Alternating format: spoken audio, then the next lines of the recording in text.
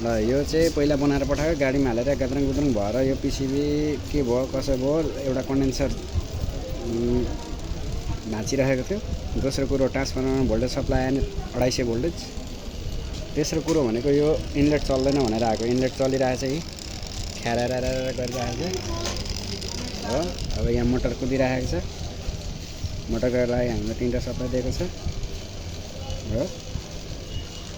यो पिसिबी चाहिँ टाइम चाहिँ लाग्यो है। ए बत्ती बल्यो, ओके डिसी भोल्टेज आयो यहाँ। ल यो फर्स्ट क्लास। अब अन अफ हुन्छ हुँदैन है। डिस्प्ले त्यहाँ छ, यहाँ म अफ गर्छु।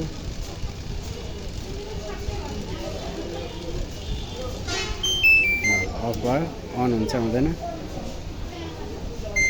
ल अन भयो, प्रोग्राम।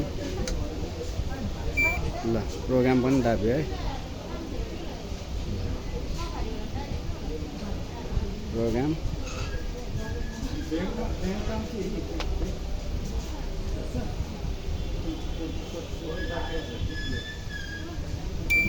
ल प्रोग्राम पनि दाब्यो हो। अन अफ प्रोग्राम यहाँ सिलेक्टरहरू यो प्रायः सबैले काम गर्छ। ल यो प्रपर टच प्यानलको पनि मक्सर लगाएर गइसकेको थियो, त्यसलाई हामीले बाइपास गरेर बनाइदिएको छ। ल यो पाल्सोनिक पिसिबी हो, धेरै दुःख कष्टले बनाइदिएको छ। अब लाँदाखेरि एकदम सेफ्टी तरिकाले इनलेट भल कराइरहेको छ। इनलेट भल आयो पानी, ओके इनलेट भल करायो, मोटर घुमिरहेको छ है। यहाँ क्लिक गरेर ओके, माल फर्स्ट क्लास भयो है।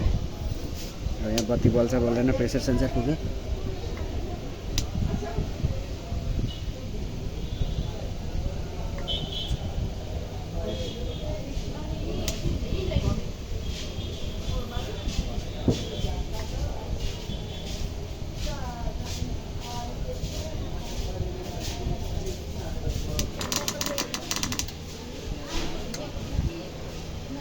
ल फर्स्ट क्लास है, ओके फाइनली रिपेयर भयो है। यो पाल्सोनिक बल्ल बल्ल बल्ल है, धेरै कष्ट गरेर भयो।